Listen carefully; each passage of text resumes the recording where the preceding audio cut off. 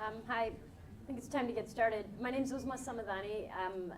By way of introduction, they asked me to introduce myself, so I'll do that. I've been doing brain injury research since about 1999 when I finished medical school. I did my neurosurgery residency at Penn, and it was a very active brain injury research program, and so I got started then. And then I got into the whole football thing because I had my son. He was born in 2001. And then by the time he was in about 7th, 8th grade, he said to me, he goes, I want to play football. And at that point, I'd been doing brain injury research probably for about 12 or 13 years, maybe 14 years. And so I had to understand from my own personal decision about whether or not I was going to let my kid play, what exactly the risks and benefits were. And whenever you're in that position and you're a scientist and you do work on something that's so closely related to what your family is interested in doing, you obviously want to understand the question very thoroughly, and so that's really where this all started. I'm an associate professor at the University of Minnesota, and I do neurosurgery. I practice neurosurgery at Hennepin County Medical Center and the Minneapolis VA Medical Center, where I also do brain injury research. Hennepin County Medical Center mandates that I disclose any potential conflicts of interest and all sources of salary, so this looks much, much worse than it is. It really isn't that bad. My disclosures are intellectual property related to concussion and brain injury assessment and assessment of dementia after brain injury. So really, I think why you're all here, the elephant in the room, is that kids are just dropping out of football in particular and sports in general. And this decrease is very, very dramatic. I've talked to coaches who've told me that they've seen numbers drop literally in half in some communities. Some high schools have actually had to give up football. I was at a meeting in New York where people were talking about insuring football teams and underwriting the liability. And there's really genuine concern that it's not even going to be the moms and the dads who decide whether or not their kids are going to get to play. It's going to be the insurance companies deciding whether or not football is too dangerous. And so what you see on this slide is statistics that are actually relatively old, from 2014 to 2009. Overall, all sports participation decreased about 10%. And those numbers have dramatically gotten worse in the last couple of years as people are dropping out of sports, and it's all sports. It's not just football, but football is one of the most affected. And so obviously we need to understand this, and we need to understand why is there this sort of mass idea that sports in general are too dangerous for our children. And I think the first concern that most parents have is, if my kid does sports, are they going to die? Because that's what they read in the paper, right? You see in the headline, you see, 9-year-old kid injured or something like that, and it scares you to death. And so you really have to look at the numbers. And from a numbers perspective, we know things like riding in a car is 144 deaths per million people who perform the activity per hour. Equestrian is about 20 deaths per million. Biking, snowboarding, skateboarding, skiing, any of the road sports, any of the speed sports, all about 15 deaths per million.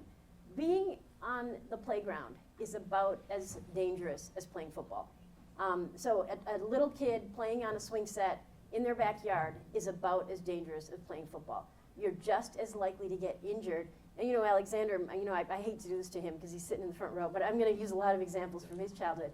I remember, when he was about 3 or 4, he climbed up on monkey bars or a slide, and he, banged his chin. Kids get injuries at the playground. Supervised, unsupervised, it doesn't matter. You can be there, they're going to get hurt. Football has about the same number of deaths per million. Swimming, obviously, is much harder to quantitate because there's a confounded denominator. It includes a lot of things like boating activities, and sometimes boating, particularly in older teens, kids are drinking, kids are doing things that maybe they shouldn't be doing, they're roughhousing, but there are about 140 pediatric deaths per year. It's hard to get a deaths per million with that. But in any event, the bottom line is that football is not the most dangerous sport, yet for some reason it's sort of been singled out. When you think about what really causes death from brain injury, in kids, the 1, 2, and 3 are accidents, homicide, suicide, and those are huge. Accidents are more than 50% of all brain injury deaths in children. It's the lion's share. It's predominantly car accidents. There's a lot of other type of vehicular accidents like snowmobiles and ATVs, but it's a lot of motorized vehicle accidents. Homicide has been slowly trending up in the last couple of years, but suicide is way up for teenagers. 11 American teenagers die every day texting and driving. So whenever they put an article about, brain injury in the newspaper, instead of showing a picture of a football player, they should be showing a picture of a cell phone. But they never do that. And then half of all brain trauma occurs in intoxicated people. And that's obviously the elephant in the room and the thing that, it's hard to control. If you look at concussion in sports, so obviously there's the risk of death. The parents are worried their kid's going to die if they play football. And that statistically that risk is unfounded. But then there's a second concern, and that's for concussion. And so if you look at concussion in sports compared to total injury, actually girls are at a higher risk for increased duration of symptoms, increased severity of symptoms after getting a blow to the head. And female soccer, female basketball, as a percentage of total injuries, have the highest numbers. But football's up there. Football definitely carries a risk for concussion. So, as someone who's been working on brain injury for a while, I think of this as sort of, the elephant in the room. This is what we have to think about and talk about. So what are the long-term consequences of a blow to the head? So you have somebody, and they're in a car accident, for example, and they hit their head. What are the long-term consequences? So there's obviously spinal cord injury. You can have a spinal cord injury that's dramatic, where you get paralysis, or you can have one that's subtle, where you get maybe numbness and paresthesias or whatever. You can have endocrine dysfunction. So this is something that's very, very frequently dismissed. It's classically someone who's in a car accident, and when they impact, their head rapidly accelerates, decelerates, and they shear their pituitary gland off their hypothalamus, and then it disrupts these hormones. And these are people who come into the emergency department, have a negative workup in the ED. They're told they're fine and they're okay. 3 months later, they're having depression, all different kinds of problems, even suicidality, and it's because it's a missed injury. There's inner ear injury. So the inner ear is very important for balance, as many of you know, and that can be disrupted when someone has a blow to the head. There's something called cortical spreading depression or spreading depolarizations. What that is when someone has a brain injury, and this is not something that you're going to see on any imaging, it can disrupt a little tiny area of where there may be ion channels on neurons in the brain, and then that spreads. It's called kindling, and it spreads to other parts of the brain. And this is thought to be one of the most common mechanisms of post-concussive headache or migraine. It can cause seizures, it can cause stroke. So it's a big deal. It's also treatable. And then there's sort of what we think of as the neurosurgical spectrum of brain injury. So you can have an injury to the scalp or to the skull, and that injury is diminished by wearing a helmet. You can have bleeding on the surface of the brain. You can have bleeding deep within the brain. You can have diffuse axonal injury. What that is stretching or tearing of neurons in the brain. And that happens, again, with a rapid acceleration, deceleration. You don't have to hit your head to stretch or tear neurons, right? You can just move your head really quickly and they can stretch or tear. And this is sort of what everyone's so excited about with football. They think that this is what causes CTE. And I'm going to talk fairly extensively about CTE, and we're going to look at what it really means. And then finally, there's anoxic brain injury. And these are typically patients who are in a polytrauma, usually a car accident, where their whole body gets slammed. And they may, rupture a spleen or break a leg and lose a lot of blood. Their blood pressure drops. They don't have enough blood in their veins and in their arteries to perfuse their brain, so they lack oxygen in their brain. And those are the ones who do really, really poorly.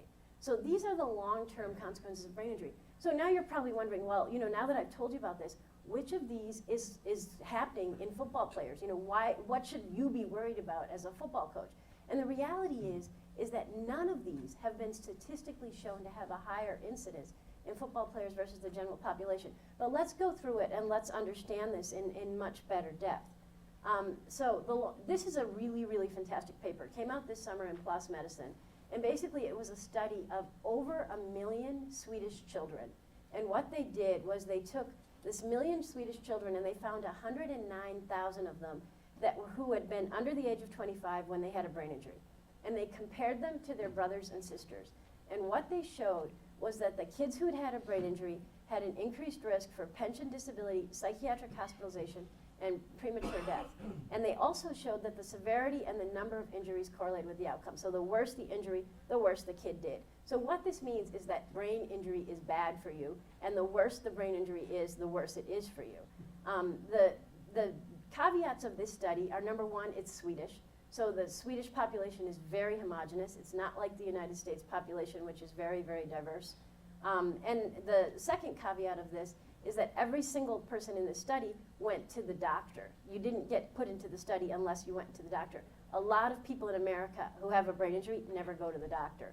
So this isn't necessarily applicable in the same states. But what this tells us is brain injury is bad for you. That's the bottom line. So this is another fantastic study that just got published in the last 2 years. And this is a Canadian study that looked at every single patient who came into the emergency department with a concussion. And it shows that the suicide risk is higher in these people than it is in the general population. So if you have a concussion, you're more likely to commit suicide over a period of 9 years. And the rate goes up to 31 per 100,000. And the interesting thing about their data is that they show that if you have a concussion on a weekday, your risk isn't increased as much as if you have it on a weekend. And they hypothesize that the reason for this is that the people who are getting treated, you're more likely to get treated if you have a weekday concussion because it's more likely to have occurred at work. And therefore, you're more likely to have reported it to your boss, and you're more likely to be mandated to be treated. Whereas these are the concussions that are occurring at home, and people are less likely to take those to the doctor because they don't feel like they can get someone to pay for it. But in any event, it looks like untreated concussion has a high risk, right? So knowing that brain injury is bad for you, and that the suicide risk is increased after brain injury, you'd say, well, that means that people who played football are going to have a higher risk for suicide. But actually, it's the reverse that's true. If you look at the suicide mortality among retired NFL players who played for 5 or more seasons, and this is really solid data, it's 3,439 players who played from 1959 to 1988, a minimum of 5 seasons per player, and they were followed for 30 years. Their overall suicide mortality is much, much less. So it's about 20 for the average American man. For players retired since 2005, it was 12.5. And for the earlier players, it was actually 6.1 per 100,000. So it's much less. So having a brain injury puts you at increased risk for suicide. Playing football puts you at decreased risk for suicide, probably because the benefits of football outweigh the risks of brain injury. And so the other interesting thing from this data, and this is really a very important finding, is that the all-cause mortality was lower in the football players. So if you have 2 brothers who are in the same family, they have the same genes, the same socioeconomic background, and let's say one of them gets wealthy playing in the NFL, and the other one gets wealthy doing something else, so they have the same socioeconomic background or status later on in life, the one who played football will live longer than his peer. And the all-cause mortality will be lower in that person because they're healthier, because they did sports. So that's really an important finding from this paper. So even though the suicide rate has gone up in NFL players in recent times, it's still lower than the general population and than their peers. So what about NCAA, right? So if NFL players have a lower suicide rate, what about NCAA players? NCAA players are also lower than their colleagues. So in the general population, this is only males. The average American man is 20.1 per 100,000. If you include females who have a 4-fold lower risk for suicide, general population is 12.6 per 100,000. If you look at college students, or college age people, it's 12 per 100,000. College students is 7.5 per 100,000. If you're an athlete in the NCAA, your risk for suicide is 0.93 per 100,000. And if you played football, which is males only, so therefore you're going to get the gender bias, it's 2.25 per 100,000. So in other words, playing football at the NFL level decreases your risk for suicide. Playing football at the NCAA level decreases your risk for suicide. Let's go down to the youth level. So we don't have actual numbers with follow-up, but what we have are the statistics on youth participation, which is this axis. So we know that it's gone down from about 50 million to about 45 million between 2009 and 2014. And for those same years, we have suicide statistics. So the number of suicides, as I mentioned, has steadily gone up. And so what's happening is as kids are playing sports less, they're more likely to commit suicide. And there's some speculation as to whether or not, particularly for girls, it's gone up, and whether or not it's internet use and Twitter and Instagram and Facebook that has led to this. And one might speculate that sports provide an outlet for children that allows them to communicate with their peers, make friends, and then they can reduce their risk for depression. And you don't actually need to speculate because it's been shown in studies. So an increase in sports participation at grades 7 to 12 leads to a decrease in depression by 25%. Suicidal ideation, which is the idea or expressing the idea of committing suicide, decreases by 12% with an increase in sports participation.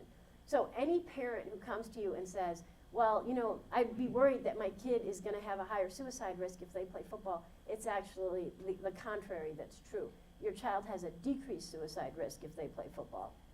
So then the other thing that parents worry about, so we've got death eliminated, we've got desire to commit suicide eliminated. The third thing they worry about is my kid going to grow up demented, right?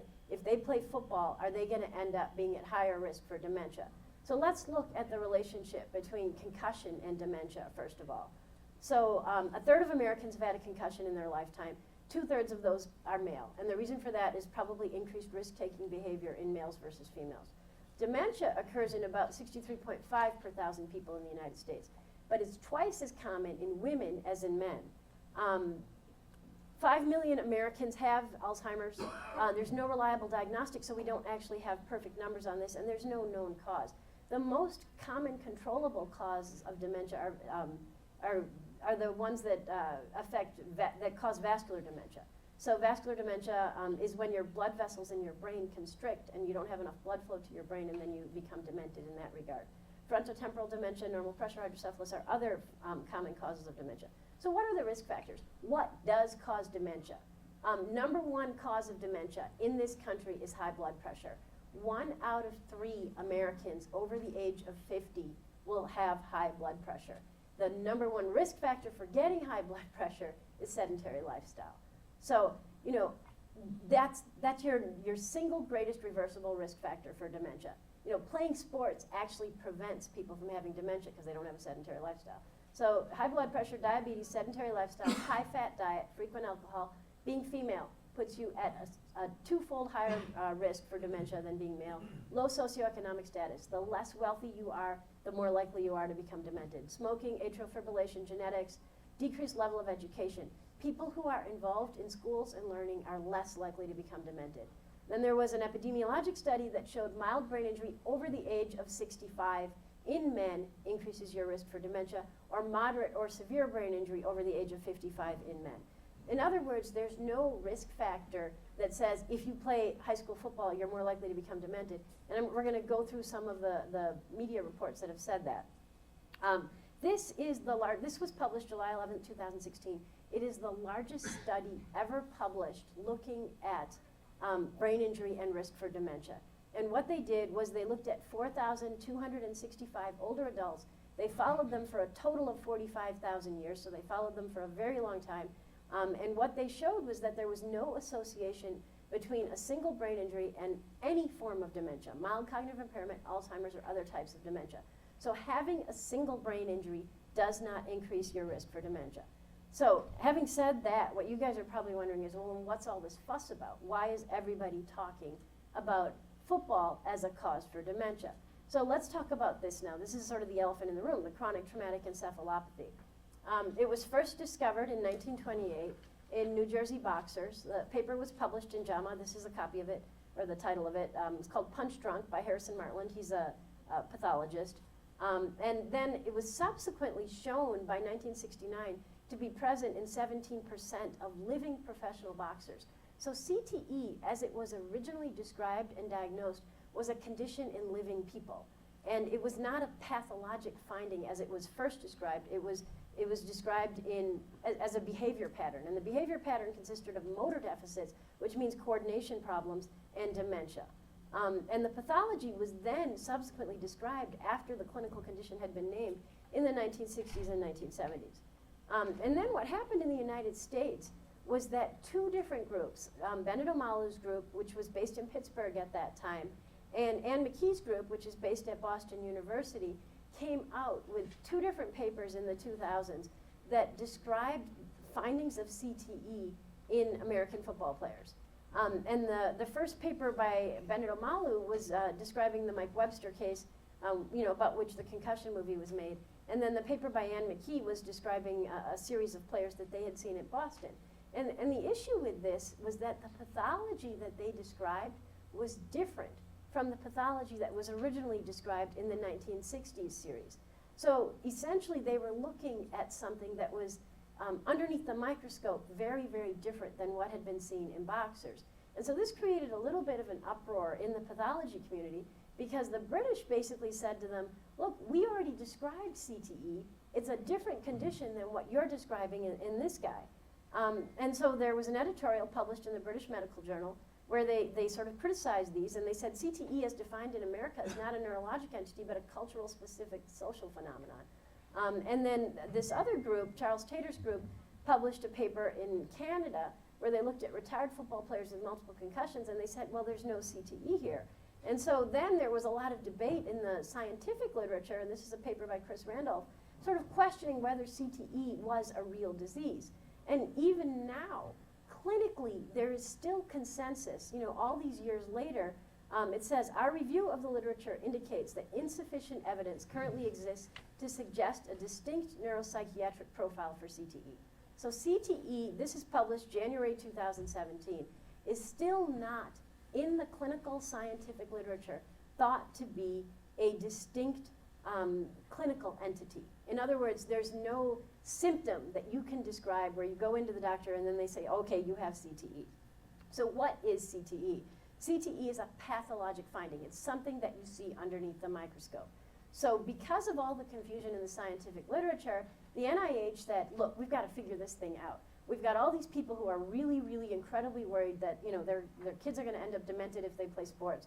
So we need to decide, is this really a disease? So they held a conference. It was the National Institute of Neurologic Diseases and NIBIB, and they had a consensus meeting, and this took place in February 2015, to define what CTE is. And what they decided at this conference was that CTE was going to be a condition basically where the microtubules inside neurons contain a protein called tau. And they said when the tubules get torn and the protein gets released and then it migrates, it goes into the wrong place, it mislocalizes, as they say, and it gets phosphorylated. That's how we're going to define CTE. And so they decided there were 4 types, but 2 of those types they decided were clinically asymptomatic. In other words, they caused no symptoms. So in other words, you can have tearing of neurons, you can have disruption of microtubules, but you may not necessarily have symptoms from it. And so this is what they said in this consensus statement was the pathognomic lesion consists of phosphorylated tau. Tau is a protein that's present on neurons that accumulates around small vessels in an irregular pattern. But the problem with this is that if you look at the literature, this happens in normal people who have no symptoms whatsoever all the time, including in young people. So this is a large paper that was published of people who died between the ages of 22 and 50. And they looked at their brains, and they said a high percentage of them had hyperphosphorylated tau that was mislocalized. They were neurologically unimpaired. And then they followed this group out, and they said, they followed other groups out, and they looked at the literature, and they said even at a very old age, these patients are neurologically unimpaired. So in other words, just having a pathologic finding underneath the microscope doesn't necessarily mean that you're going to have a clinical entity associated with it. And so this is a study from the largest brain bank in the world. It's from Queen Square Brain Bank. And it's the Queen Square Neurologic Institute was where sort of most of the neurology work was done in the 18th and 19th centuries. So they have an accumulation of many thousands of brains.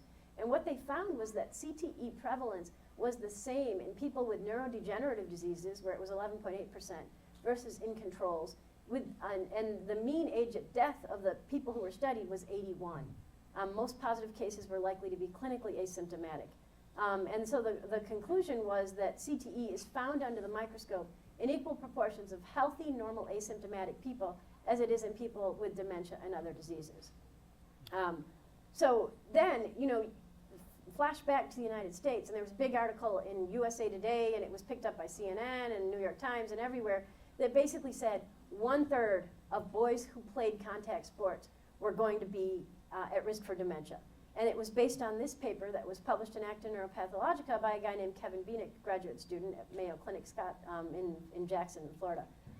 And what he showed was that they took their brain bank and they found CT pathology in 21 out of 66 former athletes. 3 had had prior concussions. It was not seen in 198 non-athletes of whom 33 had documented head trauma.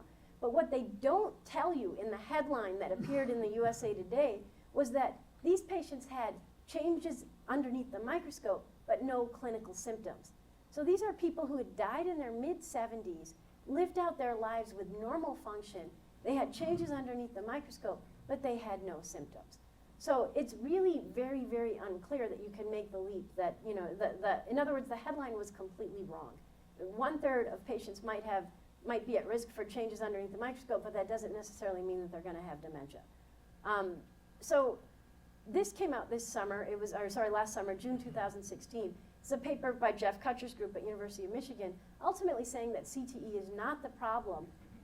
When the tau gets released from the neurons, that may be a response to injury or opioids that could potentially be even reparative or could represent normal aging. And then there's another woman, her name is Lily Naz-Hazrati. She's written papers basically suggesting that when you take opioids, that can also cause mislocalization and phosphorylation of tau. And 71% of NFL players have abused opioids. So that's why you might see a higher incidence of the microscopic findings in patients who've played football. She's actually giving a talk at the neurotrauma meeting next summer. And so this is not, it's not like these are fringe people who are coming up with this. This is stuff that's published in the scientific peer-reviewed literature. So getting back to your original question, the question you guys are all asking is, does football actually cause dementia then? So we know that CTE is just a microscopic finding and we don't know what its significance is. But that doesn't answer our question of, does football cause dementia? And so in order to do that study, you have to do what's called longitudinal studies. So you have, this is a study that was done in Minnesota, Rochester. It was 438 football players followed for 50 years, and they compared them to the members of the chorus, glee club, or band. And what they found was that they had the same risk for dementia as those other players. And the highest risk for Parkinson's disease actually turned out to be in the clarinet players. So football itself did not increase risk. You know, what this is all going to come down to is risk-benefit and weighing risk-benefit. This is the second study that just got published very recently, about a month or two ago. Basically similar from the Rochester Epidemiology Project, 1956 to 1970, 296 varsity football players, compared them to athletes of other sports, wrestling, swimming, and basketball. Football players were more likely to have had a concussion, but had no difference in likelihood of dementia, Parkinsonism, or ALS, greater than 50 years after injury. So really, there is no compelling evidence that if you play football as a child, that you're, especially in high school, that you're going to end up with dementia.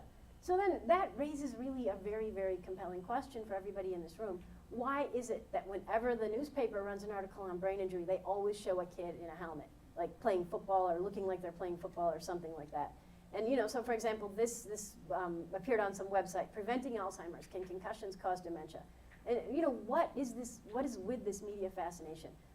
And part of it is driven by the scientists. You know, a lot of scientists, if you're a PhD running a lab, your entire livelihood depends on your finding real life relevance for your research. You know, nobody cares about your phosphorylated tau underneath the microscope unless you can show that it matters to the average American parent. So a lot of it is driven by scientists who are trying to get research funding and have to for their livelihood by making their problems relevant to everyday life. So that's the first problem. And then the universities obviously capitalize on that because they know that, you know, the philanthropy and all this other stuff has to have real life application. The second part of this is that lots of people want to profit from the worried well. So if you look very carefully at some of the organizations that make some of these movies, so for example, the movie Head Games, I don't know if any of you guys saw it. I saw that movie, and basically what it is, it's a movie put together by a guy named Steve Devick, who's marketing a King-Devick test. It's allegedly a field line or sideline test for concussion. And he made this movie Head Games to basically make every parent terrified that if their child ever got hit in the head, they would end up with a permanent lasting deficit. So a lot of it is marketing. You know, they have to create a culture of fear among parents so that they can sell their product. They're marketing to the worried well because that market is bigger than the brain injury market. The brain injury market is about 2.5 million people per year, but the worried well market is 50 million children. So obviously they want to go after the worried well. And then the second problem is, those are the financial motivations. And then the other problem is it's hard to do good science. And the problem with that is it's almost circuitous, because if you don't have the funding, you can't do the science properly. So many of these studies have no controls. We know that normal children change dramatically as they develop. Every single one of us who has a kid knows that when you go on a business trip and you're away from your child for 2 or 3 days, especially when they're like little, you come back and they've learned something new. They can do a new trick. And it's so cool to watch a child develop. I remember when I taught Alexander how to ski, and I had him tucked between my legs, and we'd go down the bunny hill, and now I go skiing with him, and I can barely see him because he's all the way down before I'm even at the top. So children change as they develop, and as they do this, their brains change. And we know that both structural changes and functional changes occur on MRI. If you don't include a normal control child group in your studies are going to show things that aren't real. The second problem is ascertainment bias, and I'm going to spend a lot of time on that because that's a huge problem. And then the final problem is that people get research grants to study brain injury, and then they set up the studies with outcome measures that assess the risk of brain injury, but not the benefit of sports. So they say, okay, let's do a study of football players, and we're going to look at near point of convergence, or pick an outcome measure. And what they do is they look at that, but they don't look at all of the good things that come out of the child playing football. And the problem is you can find freckles in someone's brain, but whether or not they're meaningful is completely not assessed at all by these studies.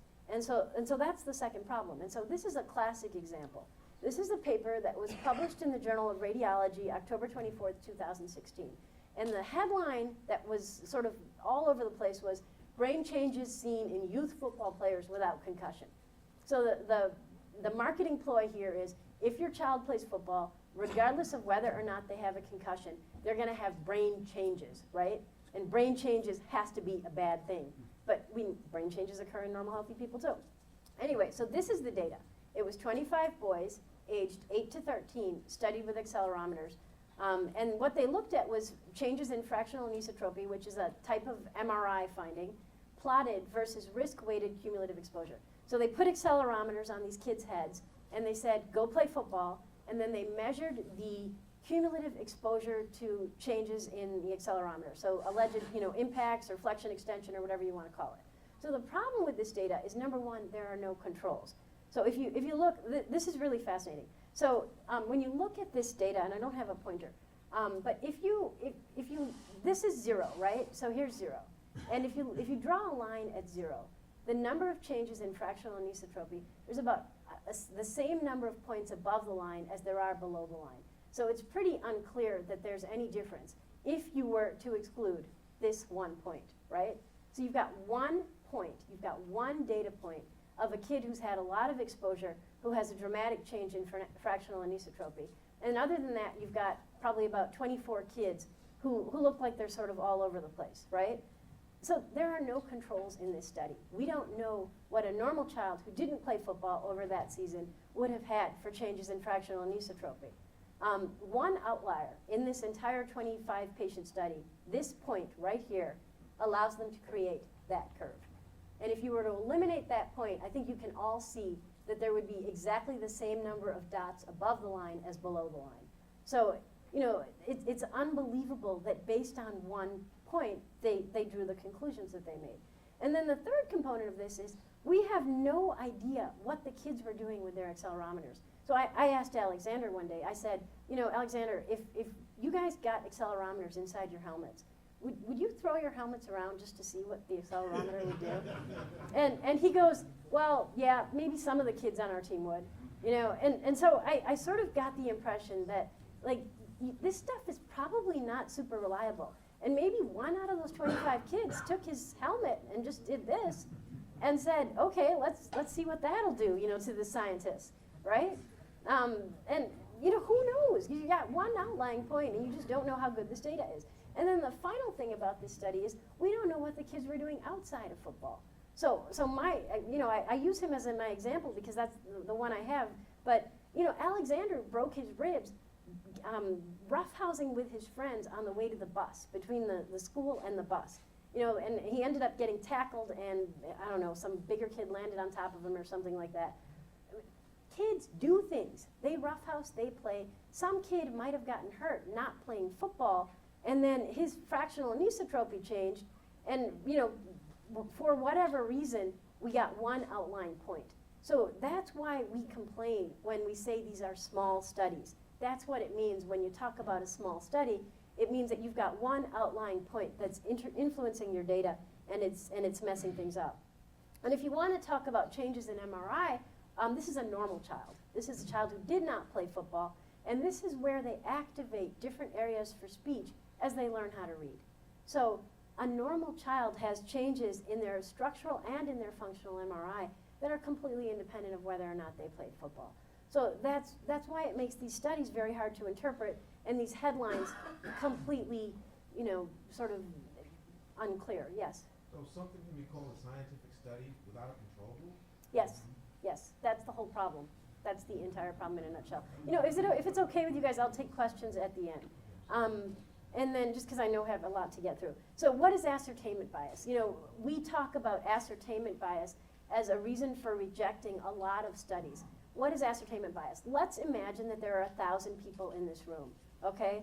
And let's assume that 50 of you guys played in the NFL, right? So we'll make that the top row, okay? So the guys who have the largest ovals here, you guys played in the NFL. A bunch of you guys played in college. Let's say 200 of you guys played in college. 450 of you guys played in high school, right? And then 300 of you guys never played football at all. Okay, so we've got 1,000 people in this room. And let's say that you're all around the age of, say, 35 or something like that, or maybe 40.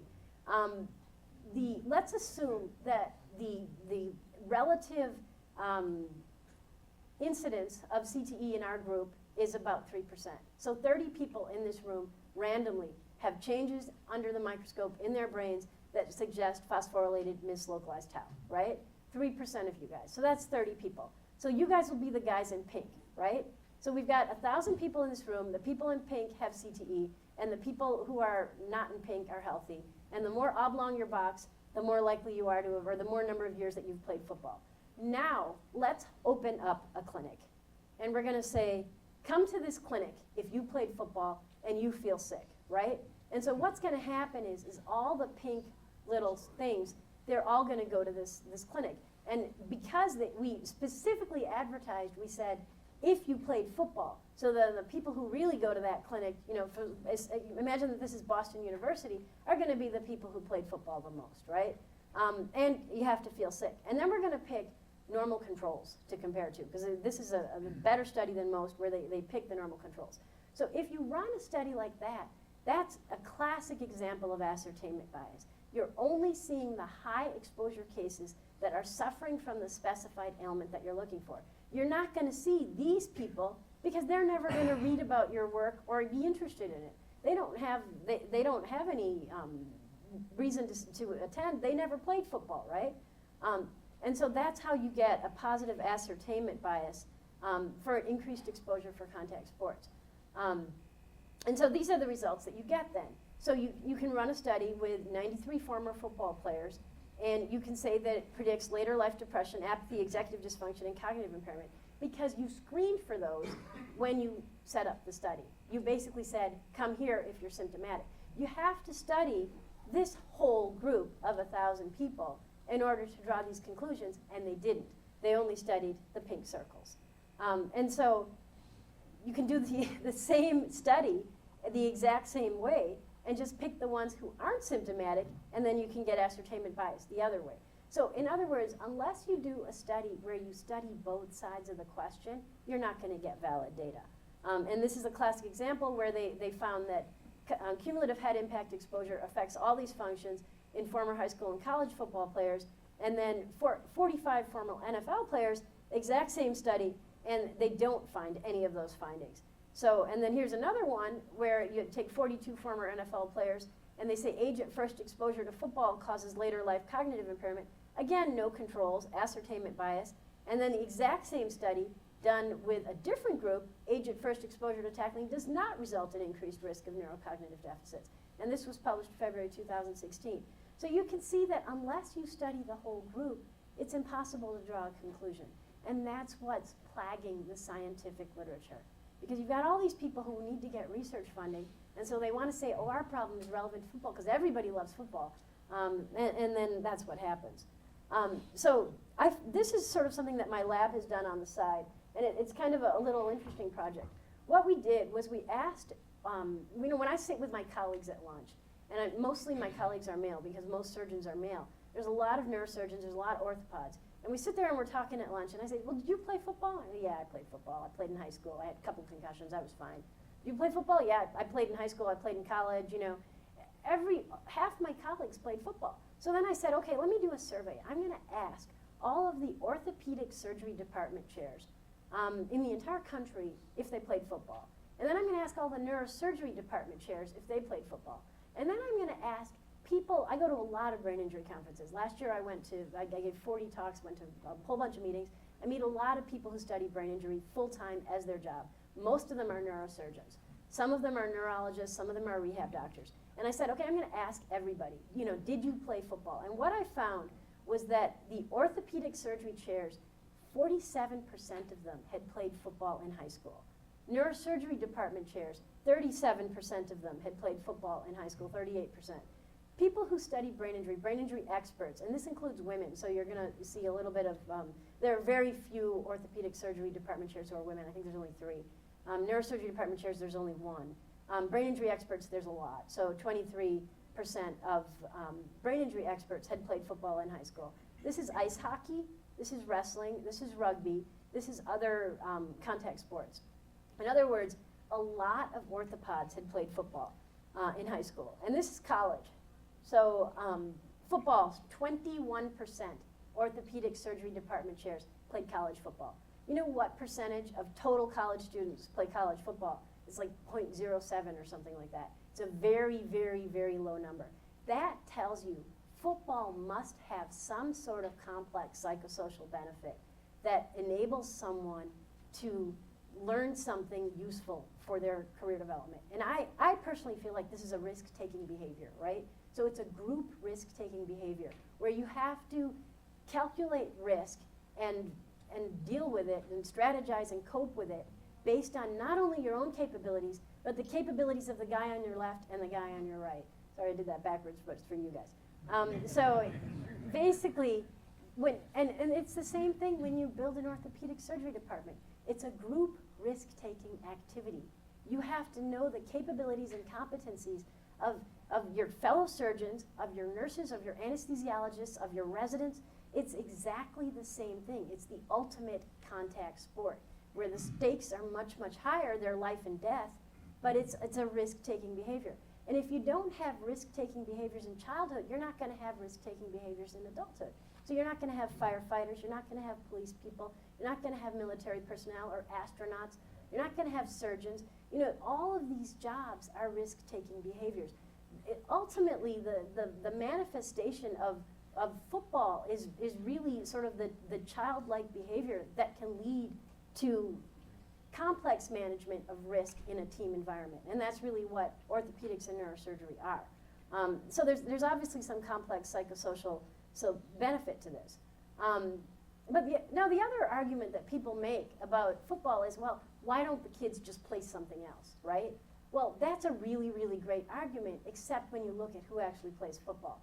The children who choose to play football have an average BMI of 26.3. What that means is they're big kids, right? So the normal BMI is somewhere between 16 or so, maybe about 15, and about 16 or 17. And then as kids get older, the kids who are at a BMI of 26, they're up here. They're the ones who are at risk for being overweight. The children who choose to play football, and it's a lot of kids, it's about 3 million kids in the United States, #1 participation sport in American high schools. Those are the kids who are most at risk for the complications of sedentary lifestyle and obesity. If even half of those kids became sedentary, rejected soccer, cross country, and other fall sport options, you're going to have a huge public health crisis on your hand. Hypertension, obesity, diabetes, cardiovascular disease, 13 different cancers have been linked to sedentary lifestyle and osteoporosis. So, you've obviously got a student population that has fewer sport options available.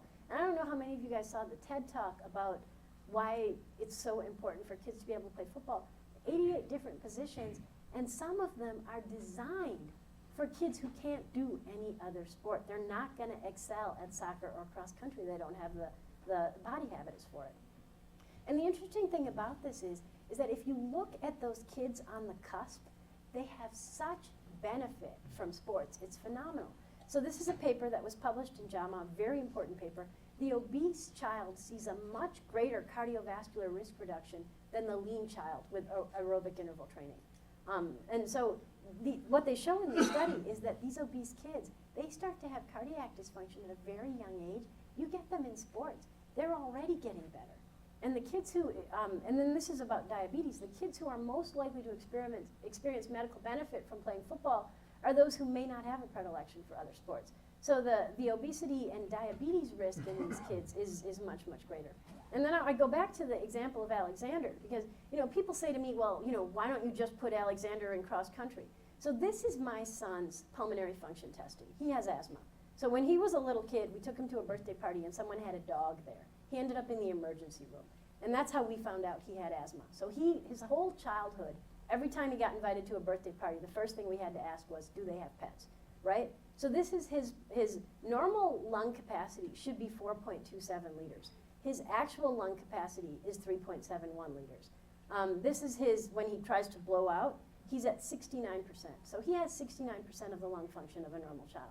So don't tell me that my child should just go play another sport. Number one, he loves football, but number two, he can actually play football because he can keep these guys, these inhalers, with him. He can put them on the sideline. He can go on and off the field. You can't do that in other sports. So there are children for whom football is an option when other sports are not an option. And getting those kids off the couch and into the playing arena is a huge deal. One of his friends, his father's a lawyer, the kid is a big, big kid. And Alexander, when the kid was in, I think, 9th grade, he didn't go out for football. And Alexander all year long worked on this kid. He's a 6'4" kid, more than 200 pounds, and he said, you need to go out for football. Finally, the kid agreed to go out for football, and he went out for football this year. Every single time I saw the parents, the dad's a lawyer, the mom's a pediatrician, they thanked me. They said, our kid had never done sports, he'd never gotten off the couch. We thought he would never, ever do that. We thought there was just no way this kid would ever get off the couch. This kid still goes to the weight room after the end of football season, every other day. He's working out, he's lifting weights now. And the reason is that he finally found a sport that he could play in and that he could excel at. That kid was probably the most at-risk kid from a health perspective in their entire class. So that it's an opportunity for children who can't necessarily jump in at any other sport. So ultimately what you're talking about is risk benefit. And people always say, oh, football's like smoking cigarettes. Letting your kid play football is exactly the same thing as what big tobacco did. They hid the risks, and they didn't tell anybody what the risks were, and they knew that there were risks there. But the problem with that is that there is no upside. There is no benefit to smoking cigarettes. That's the huge difference. Whereas when you look at, and this is my kids' team, they're celebrating after one of their victories, and they're thanking their parents. They're looking at the crowd, they're thanking their parents. But this is the benefit that they are getting from playing football. When you talk about the benefits of brain injury, there are no benefits of brain injury. It's all risks. And there are definitely risks to football, but there's risk to everything in life. And the risks of football are not greater than the risks of anything else in life. So then what do you have to do? So, I give lectures to parents, and they're like, oh, this is all really great and everything that, from a public health perspective, the obese child should play football, but my child's not obese. Why would I let my child play football, right? My child isn't an asthmatic. My child can do any other sport. Well, it's all about risk-benefit. It's about weighing for your individual child what their individual risk-benefit profile is. And depending on your child's genetics, on their disposition, and you can control these risks. If you follow the American Academy of Pediatrics recommendations, you don't have the head-to-head contact. You reduce the drills and practices where they could potentially have a head injury. You perform neck strengthening. So neck strengthening has now been shown. Don Comstock, University of Colorado, published a paper showing that the stronger the neck of a child, the less likely they are to develop a long-lasting syndrome. Tackle technique improvement using rugby technique. But then the most important thing is that finding that we found in that Canadian epidemiologic study. If a kid gets hurt, pull them out, get them help. I let my kid play football because I am willing to take that risk. I understand how to treat him. And you know, you're going to find the same thing, and I'll show that to you with other brain injury experts. So this is our study where, you know, you have 76% of orthopedic chairs who let their children play football. And the interesting thing about this is 76% of orthopedic chairs let their children play football. 86% of neurosurgery department chairs let their kids play football. But 90% of neurosurgeons who specialize in TBI allow their own children to play contact sports. So this is not just me being crazy. This is people who understand brain injury, understand the risks and benefits to their child, and they make that individual decision in their own house by looking at their child and saying, I can take that risk. So ultimately, and the funny thing is this is reversed. The people who are most likely to play football themselves, the orthopedic chairs, are least likely to let their kid play football, whereas the TBI experts, who played the least amount of football, are most likely to allow their child to play football. So the better you understand brain injury, the more likely you are to allow your child to play football, which I found very funny. Assuming that neurosurgeons understand brain injury better than orthopods, and neurosurgeons who specialize in TBI understand it better than even just regular neurosurgeons. So anyway, we talked very, very briefly about what happens when your kid does get injured. The data is coming out, and it's more and more compelling. You do not need to baseline test your children. Tests that require baselines are not generally useful. 14 different organizations, pediatric organizations, have now spoken out against for-profit baseline testing. You know, if your kid, one of your kids on your team has any symptom, headache, nausea, vomiting, dizziness, vision problems, they don't look right, pull them out. Get them help, get them treated, get them checked out. Take care of them. Take the brain injury seriously. You have to take it seriously and get it treated. And that's really the key thing. There's not going to be a baseline test that's going to tell you whether or not your kid needs to be pulled out. You have to go by clinical judgment and get the kid clinical help if that's what they need. In my opinion, by far the best resource for this is the CDC website. There's a really, really nice article by Jerry Joya on all the different tests that can be done to assess a child who may have a concussion. And that's really, you know, sort of the best resource. Thank you. I think I went way over time, and I'm super sorry about that. Yes, questions? Here. Can you talk about second impact syndrome? Yeah. So second impact syndrome is due to elevated intracranial pressure. So it's when the pressure in your head is high. And it's the biggest risk from, you know, someone who's on the field. The best way to avoid second impact syndrome is if you have a suspicion that there's a child that's hurt, pull them out. Just put them on the bench. You know, it's one game for them, and even though, you know, every game for a football player is important, it's, you know, and I know Coach Martin is here. He's my son's football coach. We had one of the most agonizing decisions, and I hope Coach Martin doesn't mind that I'm going to say it. We had one of the most agonizing decisions of the entire year this year, when my son's team was getting literally killed by this team that was a conglomerate of 4 different teams, and they had 4 different injuries. They had a broken arm. They had, you know, these kids were just literally getting pummeled. The score was, I can't remember what it was, like 50-0 or something at halftime. And we had an illegal hit on one of our kids, and Coach Martin made the decision that he was no longer going to let the kids play. And it was probably the hardest decision he's ever had to make as a coach, but it gave me so much respect for him because I realized that he put the safety of our children above, you know, winning another game or being in another game or finishing another game. And, you know, to me, that's what you have to do. When you're a coach for a football team, you have to put player safety first, and that gives parents all the confidence that they need to let their child play. So if you have a kid who gets hit, pull them, let them sit, and then get them reassessed before they go back in. Most brain injuries that result in any sort of physiologic damage to the brain are going to have at least a transiently elevated intracranial pressure. Can I follow up with another question? Yeah. Did you ever think about assessing that by the optic nerve? Yeah, I mean, you can do an ultrasound of the optic nerve. We use eye tracking to assess it. We actually have a paper coming out in Journal of Neurosurgery, basically, where what we do is we have children watch TV, and we follow their eye movements, and we can detect abnormalities in eye movements due to elevated intracranial pressure. With ultrasound? No, we just have them, with an eye tracking camera. It's a research method that we haven't published on yet, but we will be publishing on it. that. We're finding some interesting things. Yeah, I mean, I think that assessing intracranial pressure is a very good idea. Physiologic changes in the optic nerve are delayed. They're only seen in about 14% of people who have elevated intracranial pressure. Well, it's the delay that we go for. We're looking for the delay because the delays tell me there's a delay from the signal from retina to the cortex. Right. So when we. That's the when we visual do a evoked potential, baseline, yeah. We understand where the delay is and, you know, the norm is 100 milliseconds, for example. Right. That person on the P100, for example. Right. So what we were finding is the people are taking a hit, they're coming out to 130, Right. but then they come back to a Hey, baseline. yeah, That's where return you're- to play decision. You're talking about visual evoked potentials.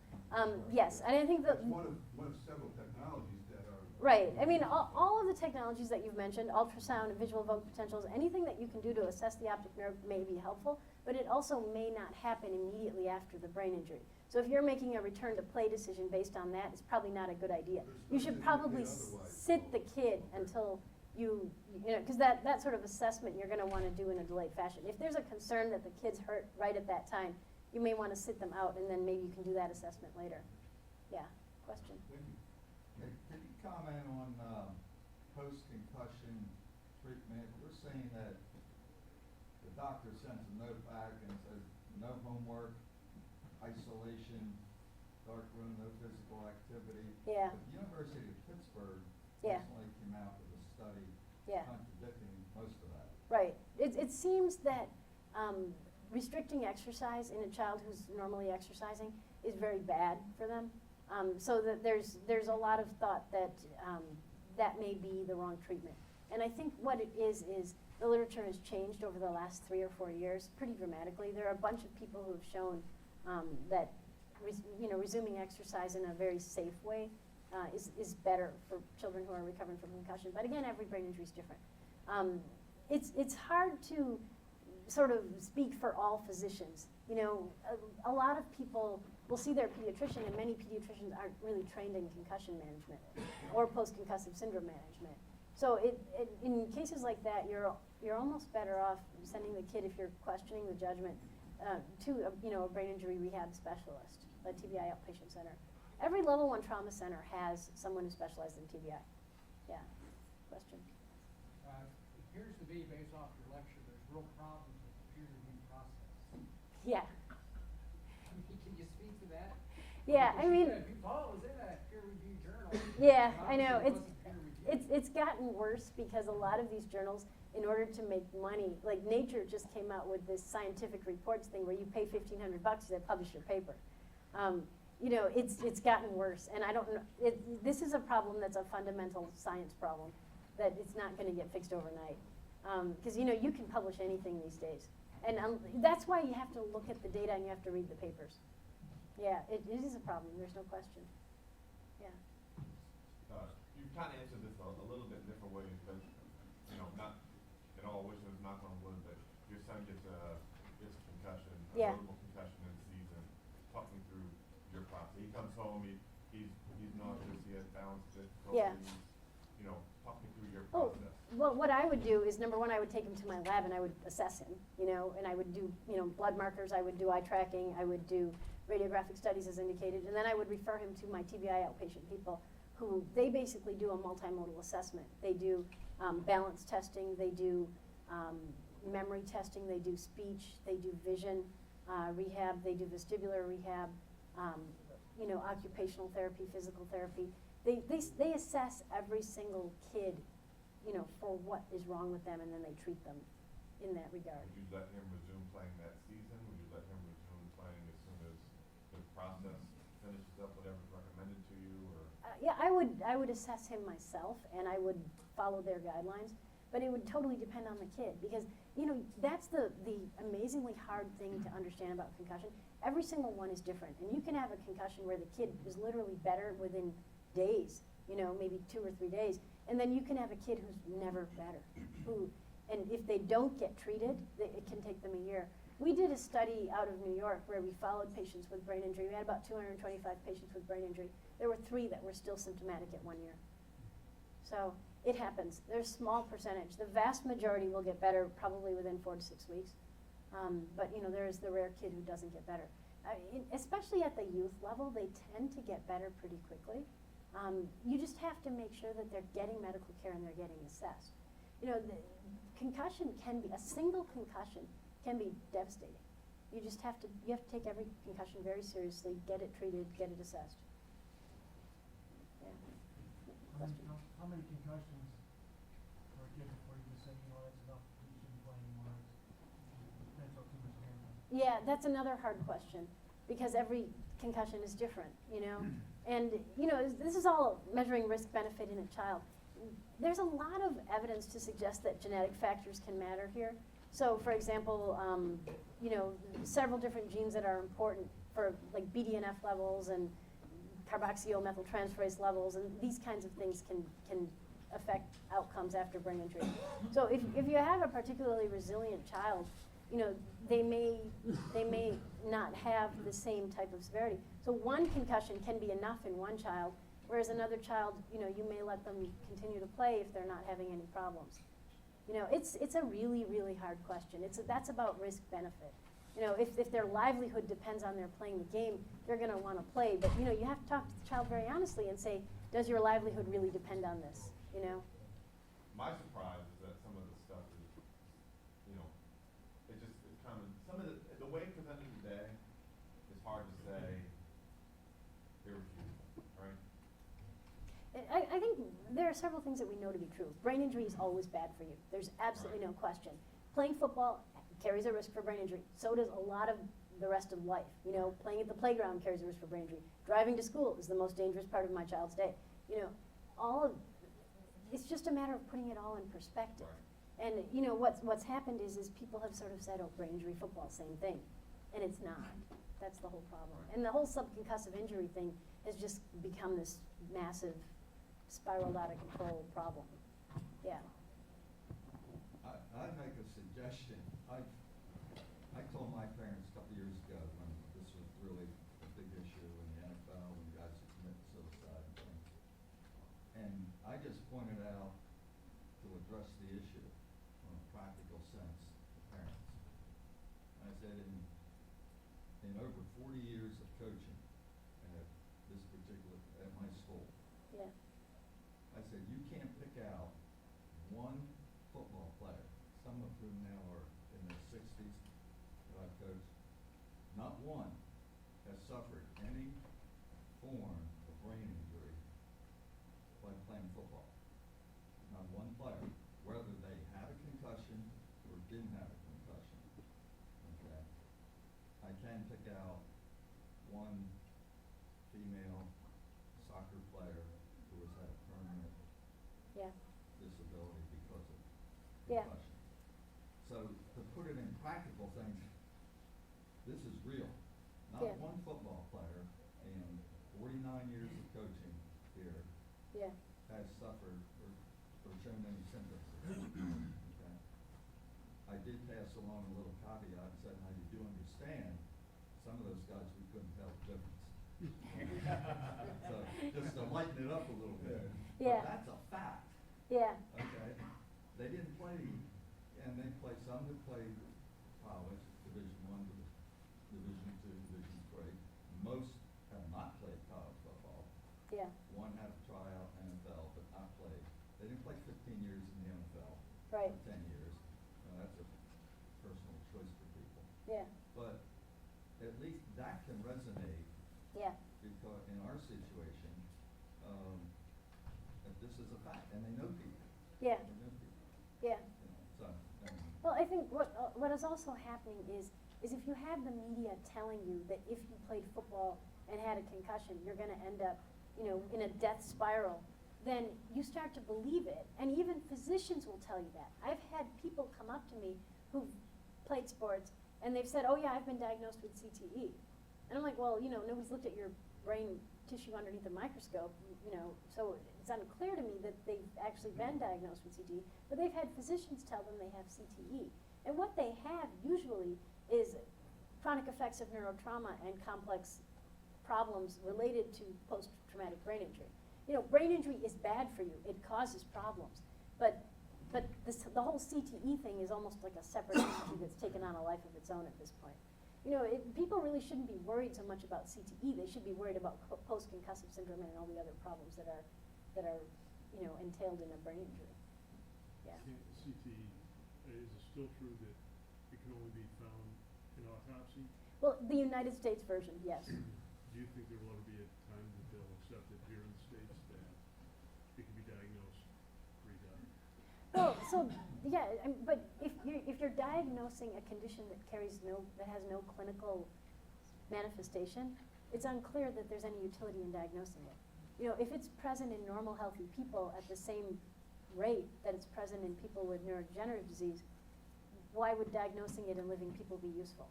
What you're more interested in is fixing the problem that someone has chronic, you know, as a chronic effect of neurotrauma. You're more interested, what my lab focuses on is classifying brain injury so that you can figure out how to treat it. You know, is this a cortical spreading depression, or is this a focal area of, edema due to vascular injury? You know, what type of brain injury is it, so that you can treat it appropriately?